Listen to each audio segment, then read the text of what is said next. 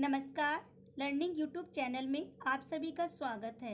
मैं पूजा शाह। एनसीईआरटी सामाजिक विज्ञान भाग 1 हमारे अतीत अध्याय 5 क्या बताती हैं किताबें और कब्रें।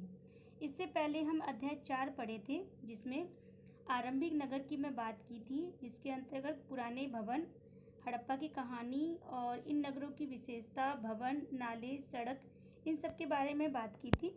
और आज हम अध्याय 5 में पढ़ेंगे कि क्या बताती हैं हमें किताबें और कब्रें। तो इसमें कि इतिहास का संबंध लोगों में कैसा था, उसके बारे में पढ़ेंगे। इतिहास के बारे में कहाँ से पता चला है, क्या इसकी किताबें हैं, क्या कुछ उसके बारे में जानकारी मिलेंगी।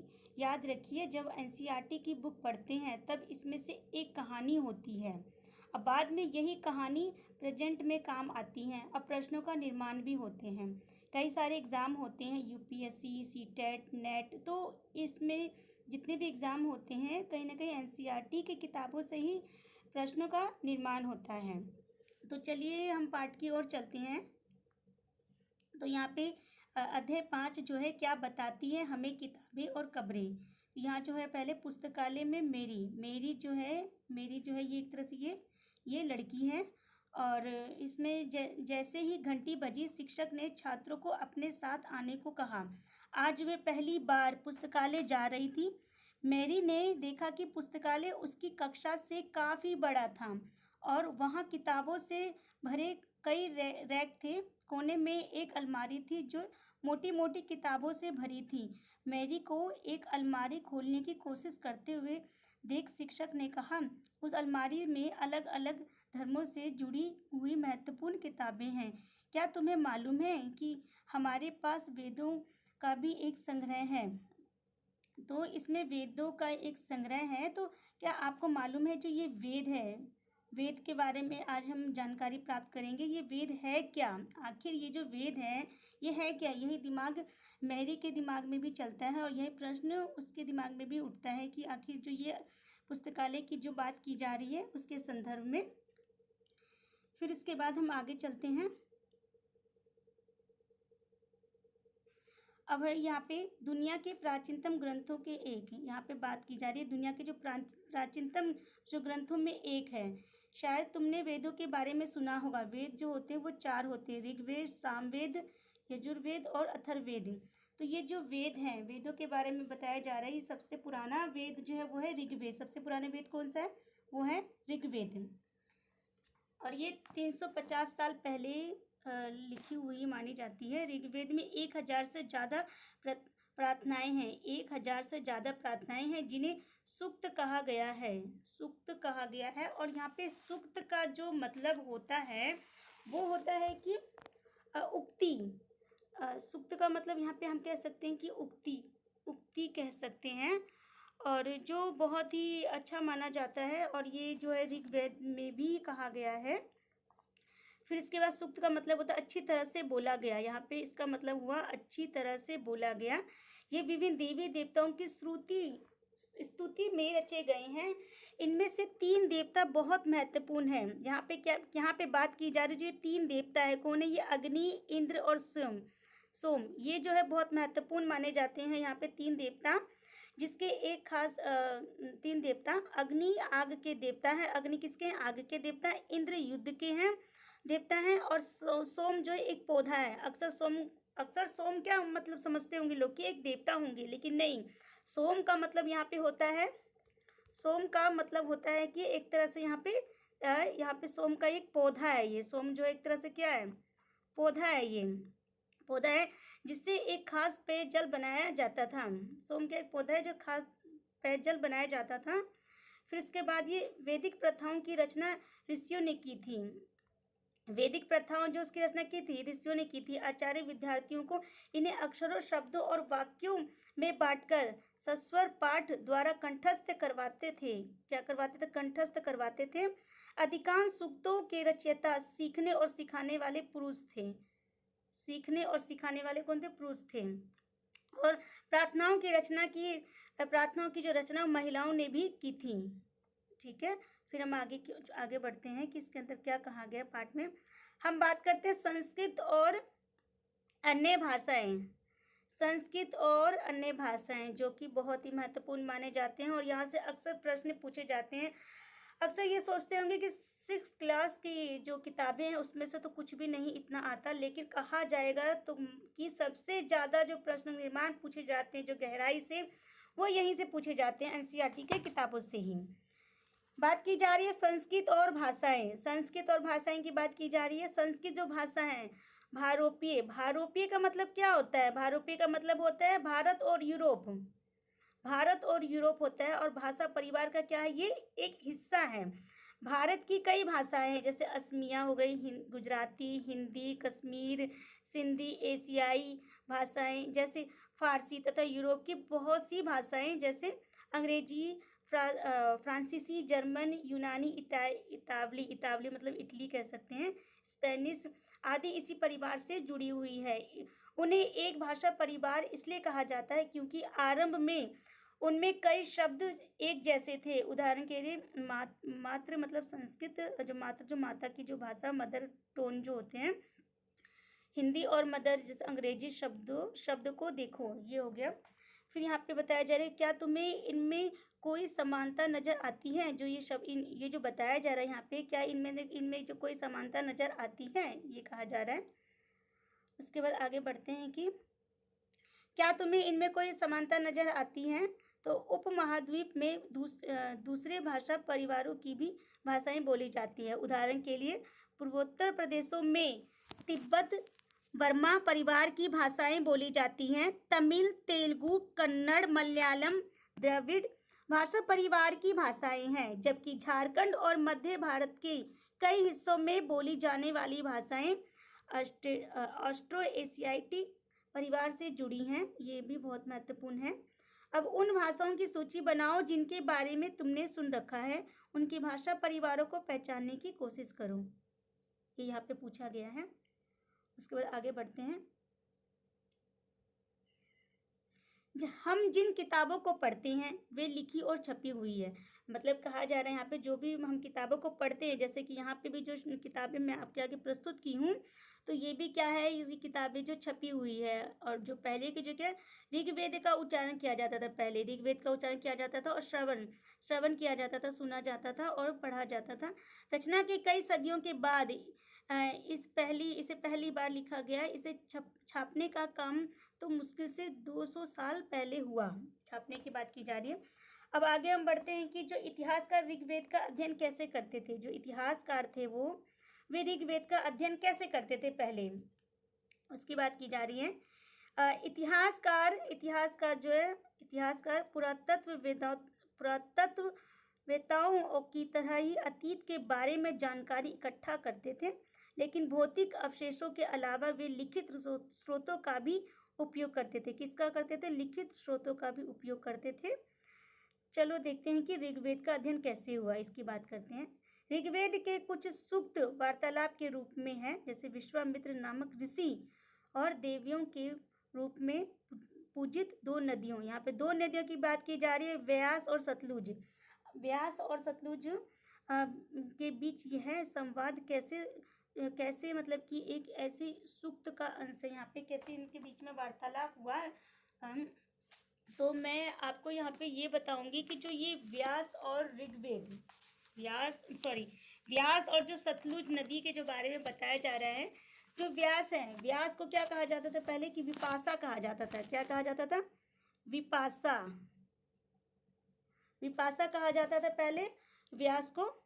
और फिर जो दूसरा है सतलुज, सुतुर्दी, यहाँ पे इसको कहा जाता था सुतुर्ती। व्यास और विपाशा को ये जो है यहाँ पे कहा जाता था पहले। तो ये इनके बारे में इसकी चर्चा की जा रही है आगे। फिर आगे बढ़ते हैं हम। अब यहाँ पे ये देखिए, ऋग्वेद की पांडुलिपियों का एक पन्ना है। ये देखिए, ऋग्वेद के पांडुलिपियों का पन्ना है। पांडुलिपि का जो मतलब होता है, पांडुलिपि मतलब होता है कि हाथ से लिखा हुआ, हाथ से लिखा हुआ कहा जाता था पहले ये। तो भुज वृक्ष की छाल पर लिखी यह पांडुलिपि कश्मीर में पाई गई थी। कहाँ पाई गई थी? कश्मीर में पाई गई थी। 150 वर्ष पहले ऋग्वेद को सबसे पहली बार छापने के लिए इसका उपयोग किया गया था।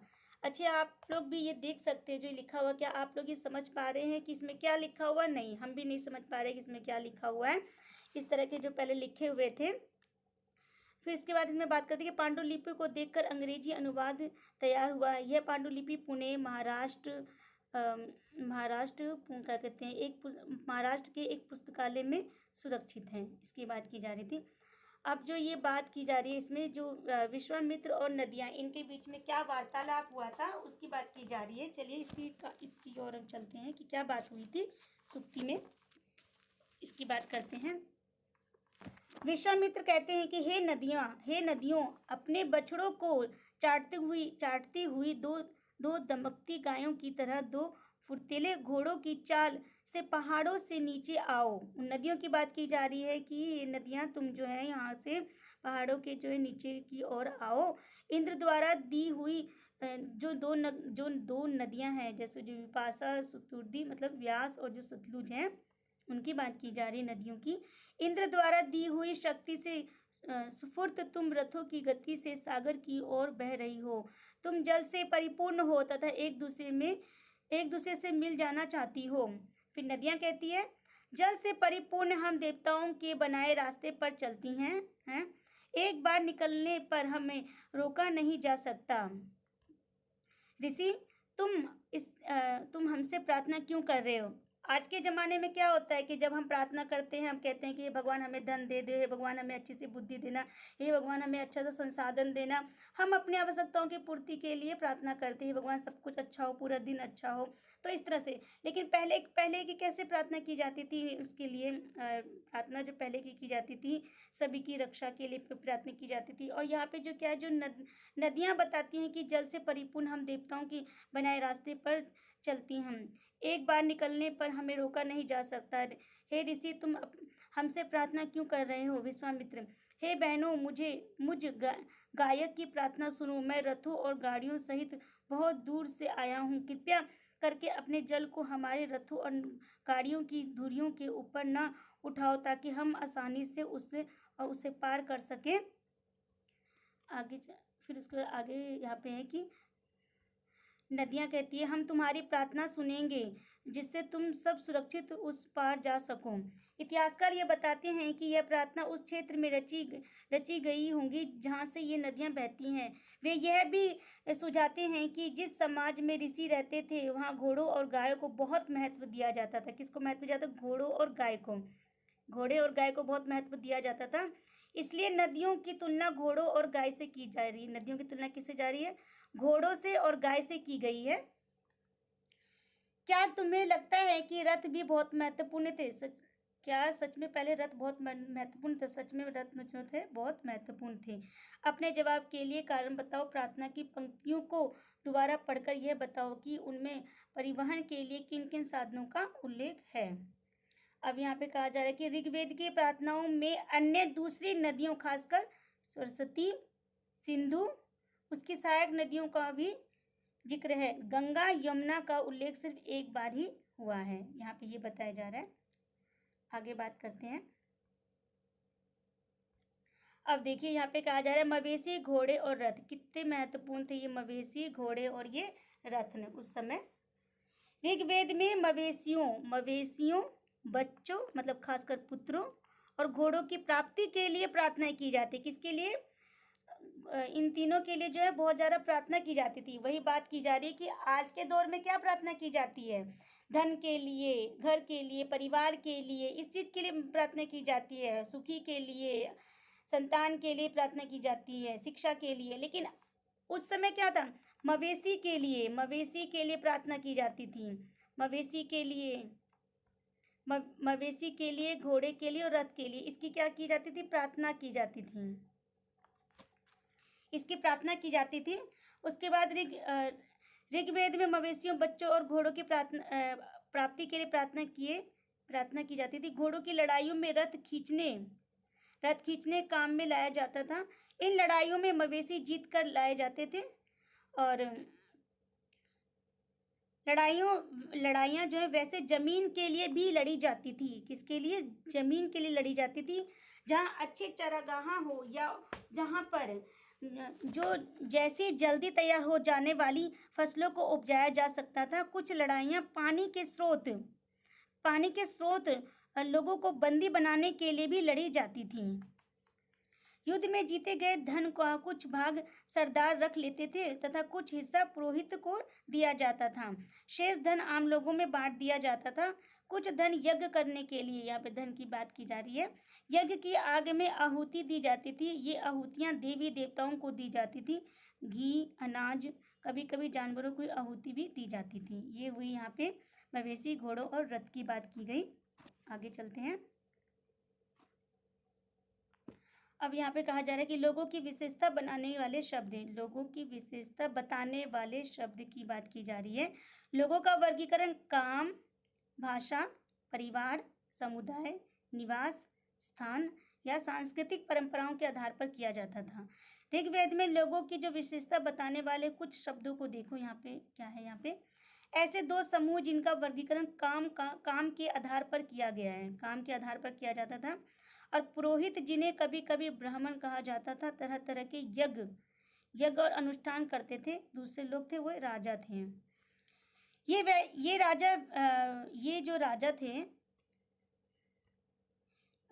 जो राजा थे वैसे नहीं थे जिनके बारे में तुम बाद में पढ़ोगे।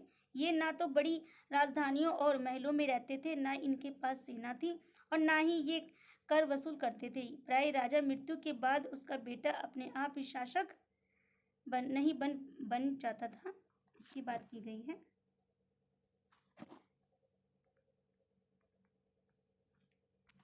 अब यहाँ बात की जा रही कि पिछले अनुभाग को एक बार फिर पढ़ो और यह पता लगाओ कि कोशिश करो कि राजा क्या करते थे। जो उस समय के जो राजा थे उनके क्या कार्य थे, वो क्या करते थे। जनता या पूरे समुदाय के लिए दो शब्दों का इस्तेमाल होता था। एक था जन, जिसका प्रयोग हिंदी व अन्य भाषाओं में आज भी होता है, और दूसरा था विश्व, जिसे वैश्य शब्द निकला है। इस विषय पर तुम अध्याय 6 में विस्तार से पढ़ोगे, मतलब इसके बारे में और विस्तार से हम कक्षा 6 में पढ़ेंगे, क्लास 6 में पढ़ेंगे। ऋग्वेद में विश्व और जनों के नाम मिलते हैं। अगर ये कहा जाए कि ऋग्वेद में किसके नाम मिलते हैं, तो ऋग्वेद में विश्व और जनों के नाम मिलते हैं। इसलिए हमें पुरुजन या विश्व भरत जन या विश्व यदुजन विश्व जैसे कई उल्लेख मिलते हैं। जिन लोगों ने इस प्रार्थनाओं की रचना की, कभी कभी खुद को आर्य कहते थे। कभी कभी खुद को ही क्या कहते थे? आर्य कहते थे। अपने विरोधियों को दास या दास्यु कहते थे। दास्यु वे लोग थे जो यज्ञ नहीं करते थे। दास्यु कौन? जो यज्ञ नहीं करते थे। जो क्या करते थे? यज्ञ नहीं करते थे। जो यज्ञ नहीं करते थे।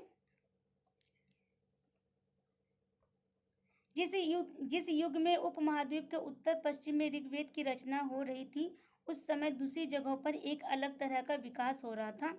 और वहाँ क्या हो रहा था उसके बारे में हम जानते हैं क्या कहा गया है। खामोशी पहरी कहानी महापाषाणों की है। यहाँ पे इसकी बात महापाषाणों की बात की जा रही है। ये शिलाखंड महापाषाण, महा मतलब बड़ा, पाषाण और पत्थर नाम से जाने जाते थे। ये पत्थर दफन करने की जगह पर लोगों द्वारा बड़े करीने से लगाए गए महापाषाण कब्रें बनाने की प्रथा जो है 3000 साल पहले शुरू हुई थी। प्रथा दक्कन, दक्षिण भारत, पूर्वी भारत और कश्मीर में प्रचलित थी। कुछ महत्वपूर्ण महापाषाण जो है हम मानचित्र 2 में दिखाए गए हैं। कुछ महापाषाण जमीन के ऊपर ही दिख जाते थे और कुछ महापाषाण जमीन के भीतर भी।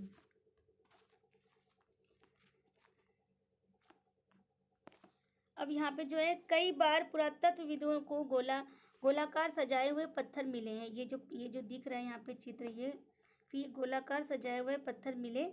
कई बार अकेला खड़ा हुआ पत्थर मिलता है। ये एकमात्र प्रमाण है जो जमीन के नीचे कब्रों को दर्शाते हैं। महापाषाणों के निर्माण के लिए लोगों को कई तरह के काम करने पड़ते थे। हमने जो कार्यों की सूची बनाई है उन्हें क्रमबद्ध करो। गड्ढे खोदना, शिलाखंडों को ढोकर लाना, बड़े पत्थरों को तराशना और मरे हुए को दफनाना। अब ये देखिए यहाँ पे इस तरह के महापाषाण हैं।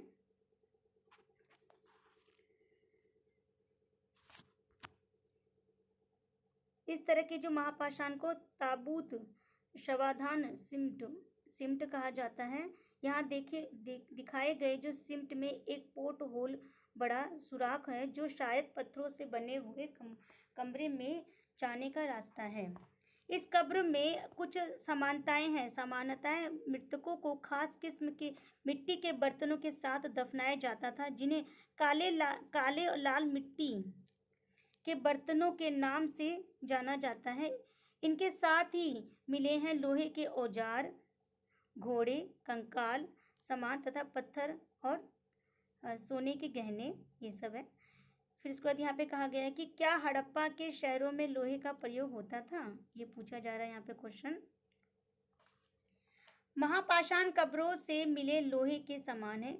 बाईं और जो ये दिखाया जा रहा है कि घोड़े के लिए सामान, नीचे दाईं और जो कुल्हाड़ियाँ और नीचे एक कटार है, यहाँ पे दिखाया जा रहा है।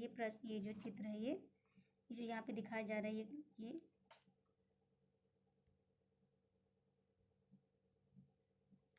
अब हम बात करते हैं कि लोगों की सामाजिक असमानताओं के बारे में पता करना। कि पुरातत्वविदों ने यह मानते हैं कि कंकाल के साथ पाई गई चीज़ों में मरे हुए व्यक्ति की ही रही होंगी। कभी कभी एक कब्र की तुलना में दूसरी कब्र में ज़्यादा चीज़ें मिलती हैं। मानचित्र 2 में पृष्ठ संख्या जो 14, ब्रह्मगिरी को खोजो। यहाँ एक व्यक्ति की कब्र 33 सोने के मनके और शंख पाए गए हैं। दूसरे कंकालों के पास सिर्फ कुछ मिट्टी के बर्तन ही पाए गए हैं। यह दफनाए गए लोगों की सामाजिक स्थिति से भिन्नता को दर्शाता है। कुछ लोग अमीर थे तो कुछ लोग गरीब थे। तो कुछ लोग क्या थे, सरदार थे, तो अनुयायी भी थे कुछ लोग।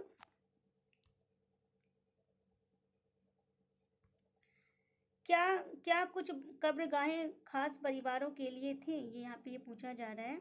कभी कभी महापाषाणों में एक से अधिक कंकाल मिलते थे। वहाँ पे ऐसा था कि कैसे कभी कभी क्या होता था, एक से ज़्यादा जो कंकाल मिले हैं वहाँ पे, यह दर्शाते हैं कि शायद एक ही परिवार के लोगों को एक ही स्थान पर अलग अलग समय पर दफनाया गया था।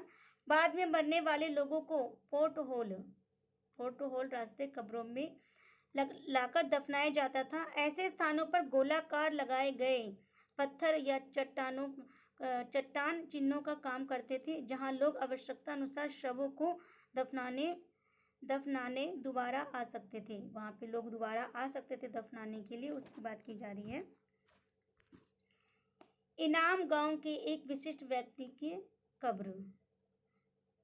इनाम गांव को खोजो। यह भीमा की सहायक नदी घोड़े के किनारे एक जगह है। इस जगह पर 3600 से 2700 साल पहले लोग रहते थे। यहाँ वयस्क लोगों को प्राय गड्ढे में सीधा लिटा कर दफनाया जाता था और उनका सिर उत्तर की ओर होता था और कई बार उन्हें घर के अंदर ही दफनाया जाता था। ऐसे बर्तन जिनके शायद खाना और पानी हो, दफनाए गए शव के पास रख दिए जाते थे। बात की जा रही है इसके। एक आदमी को 5 कमरों वाले मकान के आंगन में 4 पैरों वाले मिट्टी के एक बड़े संदूक से दफनाया जाता था, उसमें दफनाया जाता था। बस्ती के बीच में बसा यह घर गांव के सबसे बड़े घरों में एक था। इस घर में एक अनाज का गोदाम भी था। शव के पैर मुड़े हुए थे। फिर इसका पूछा जा रहा है प्रश्न, क्या तुम्हें लगता है कि किसी सरदार का शव अपने जवाब का कारण बताओ। तो क्या वहाँ पे सरदार के भी शव होंगे, तो उसकी बात की जा रही है। क्या बताते हैं हमें कंकाल के अध्ययन। यहाँ पे कहा जा रहा है जो कंकाल के अध्ययन है वो हमें क्या बताते हैं, उसकी बात की जा रही है। छोटे आकार के आधार पर एक बच्चे के कंकाल को आसानी से पहचाना जा सकता है, लेकिन एक बच्चे और बच्ची के कंकाल के बीच कोई बड़ा फर्क नहीं होता है, इसकी बात की जा रही है। क्या हम यह पता लगा सकते हैं कि कंकाल किसी पुरुष का था स्त्री का? कैसे पता चलेगा कि वो जो कंकाल है स्त्री का है कि पुरुष का है कि बच्चे का है कि बड़े का है, लड़की का है कि लड़के का है? तो उसकी बात की जा रही है कंकाल को पहचानने का, उसका अध्ययन करने का। कभी कभी लोग कंकाल के साथ मिले सामानों के आधार पर इसका अंदाजा लगाते हैं। पहली बात कहने की अंदाजा लगाते हैं। उदाहरण के लिए उदाहरण दिया जा रहा है, यदि कंकाल के साथ गहने मिलते हैं तो कई बार उसे महिला का कंकाल मान लिया जाता है, ये कहा जा रहा है यहाँ पे। लेकिन ऐसी समझ के साथ समस्या है कि अक्सर पुरुष भी तो आभूषण पहनते हैं। सही बात है, जरूरी थोड़ा ना है कि अगर गहने मिल रहे हैं तो वो महिलाओं के ही शब होंगे, ऐसा नहीं है, कंकाल होंगे। पुरुष के भी तो हो सकते हैं, वो भी तो गहने पहनते हैं। कंकाल का लिंग पहचानने का बेहतर तरीका उसकी हड्डियों की जांच। चूंकि महिलाएं बच्चों को जन्म देती हैं इसलिए उनका कटी प्रदेश या कुल्हा पुरुषों से ज़्यादा बड़ा होता है। यह समझ कंकालों के आधुनिक अध्ययन पर आधारित है, यहाँ पे ये कहा जा रहा है। आज से लगभग 2000 साल पहले चरक नाम के प्रसिद्ध आज से लगभग 2000 साल पहले चरक नाम के प्रसिद्ध वेद हुए थे। उन्होंने चिकित्सा शास्त्र पर चरक की बात की जा रही है यहाँ पे, संहिता नाम की किताब लिखी। वे कहते हैं कि मनुष्य के शरीर में 360 हड्डियाँ होती हैं। यह आधुनिक शरीर रचना विज्ञान की 206 हड्डियों से काफ़ी ज़्यादा है। संभवतः चरक ने अपनी गिनती में दांत हड्डियों की जोड़ और कार्टिलेज को जोड़कर यह संख्या बताई है। इनको जोड़कर बताया गया है यहाँ पे।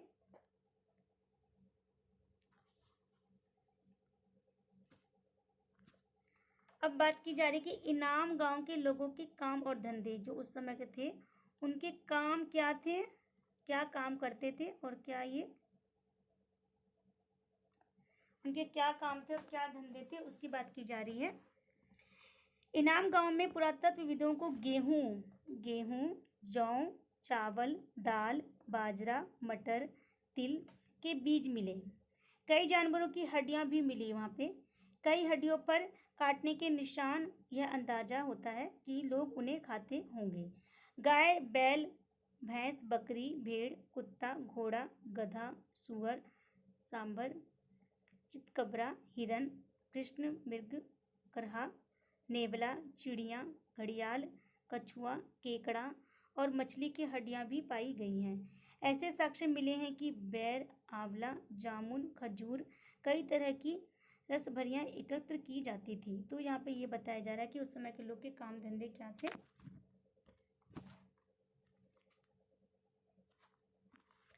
अब यहाँ पे जो है इस प्रमाण के आधार पर इनाम गांव में लोगों के काम धंधों की एक सूची है।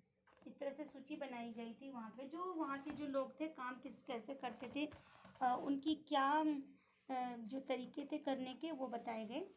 अब ये है अन्यंत्र, ये है एटलस में चीन को देखो। लगभग 350-3500 साल पहले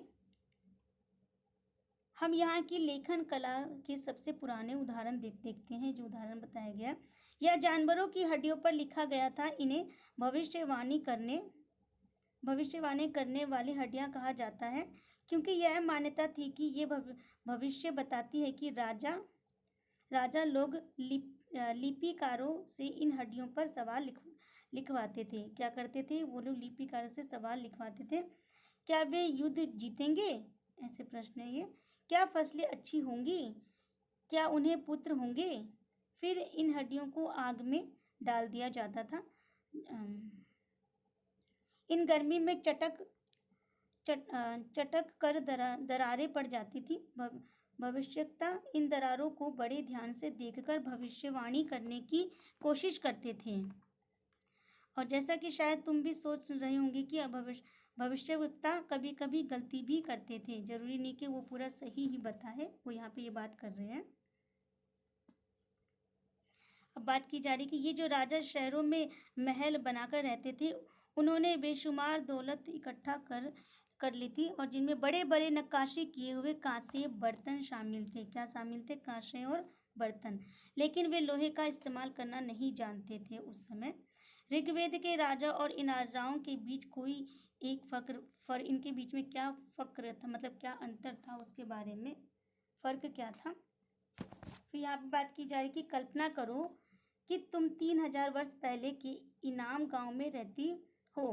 पिछली रात सरदार की मृत्यु हो गई। आज तुम्हारे माता पिता दफन की तैयारी कर रहे हैं।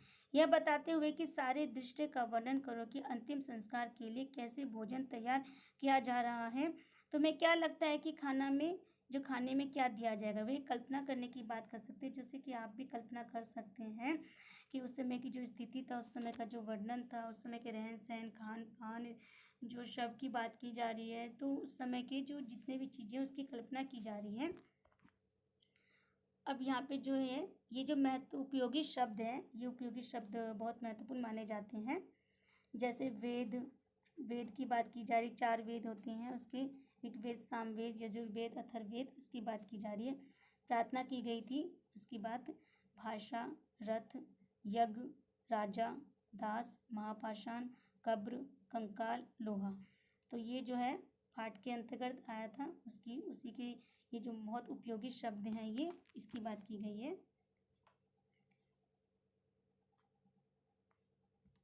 अब ये जो है कुछ महत्वपूर्ण तिथियां हैं जो महत्वपूर्ण अक्षर एग्जाम में भी पूछे जाते हैं। वेदों की रचना प्रारंभ 3500 साल पहले मानी गई। महापाषाणों के निर्माण की शुरुआत 3000 साल पहले। और ये इनाम गांव में जो कृषकों का निवास था वो 3600 से 2700 साल। फिर इसको चरक लगभग 2000 से पहले इसकी बात कही गई है।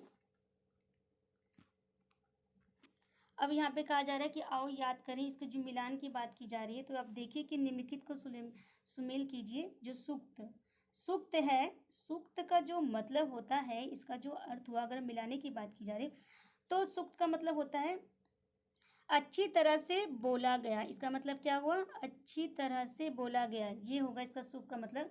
फिर रथ जो होता है वो क्या होता है? रथ होता है वो है यहाँ पे ये आ जाएगा गुलाम। क्या होगा इसका? गुलाम। फिर यज्ञ जो होगा अनुष्ठान, यज्ञ क्या होगा? अनुष्ठान। और दास जो होते हैं वो गुलाम, नहीं दास, हाँ दास, एक बार मैं दोबारा बताती हूँ इसका, दोबारा देखिए एक बार। सूक्त जो होता है वो है अच्छी तरह से बोला गया, इसका मतलब ये होता है। और रथ जो होता है वो है ठीक है, रथ का फिर देखते हैं। फिर ये जैसे यज्ञ है, पहले यज्ञ देखते हैं। यज्ञ जो होता था वो होता है अनुष्ठान होता है। और दास जो होते थे वो होते थे गुलाम होते थे। अब महापाषाण जो है सजाए गए पत्थरों की बात की जाती है यहाँ पे। फिर रथ जो होता है ये यहाँ आ जाएगा, रथ युद्ध में प्रयोग किया जाता था। तो ये आपके हो गए हैं जो ये मिलान की बात की गई है, ये जो बहुत ही महत्वपूर्ण होते थे ये आप इसे देख सकते हैं। फिर इसके बाद आगे चलते हैं। वाक्य को पूरा करो। जैसे के लिए दासों का इस्तेमाल किया जाता था, तो किसके लिए किया जाता था? मजदूर के लिए। एक एक का मैं आपको बताती हूँ। तो यहाँ पे क्या आ जाता है? यहाँ पे हम कह सकते हैं किसके लिए प्रयोग किया जाता है? मजदूर के लिए। मजदूर, मैं यहाँ पे लिख देती हूँ मजदूर, एक मिनट। यहाँ पे आ जाएगा मजदूर आ जाएगा। फिर दूसरे में आ जाएगा महापाषाण पाए जाते हैं, तो महापाषाण पाए जाते कब्रों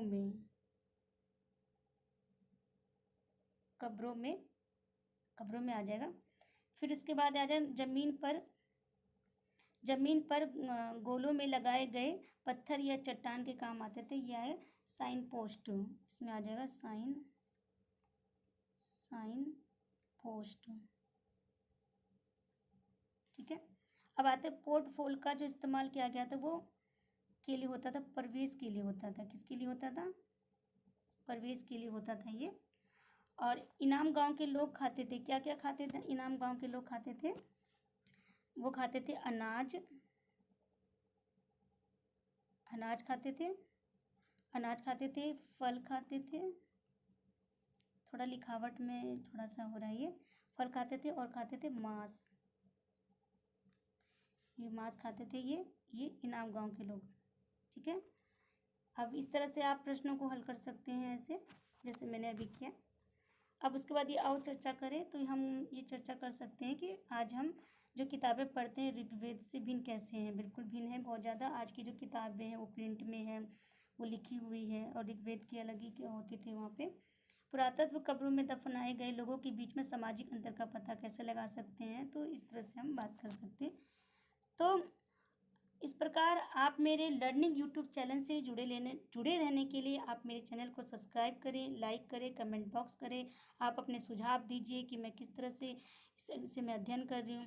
आप कोशिश कीजिए कि आप ज़्यादा से ज़्यादा मेरे यूट्यूब लर्निंग चैनल को देखिए, ताकि मैं जितने भी आपको एनसीईआरटी की किताबों को लेकर आ रही हूँ, उसका जो मैं अध्ययन कर रही हूँ, तो आप इसे ज़रूर देखें और मेरे लर्निंग यूट्यूब चैनल को सब्सक्राइब करें, लाइक करें, कमेंट बॉक्स में ज़रूर इसका उत्तर लिखें।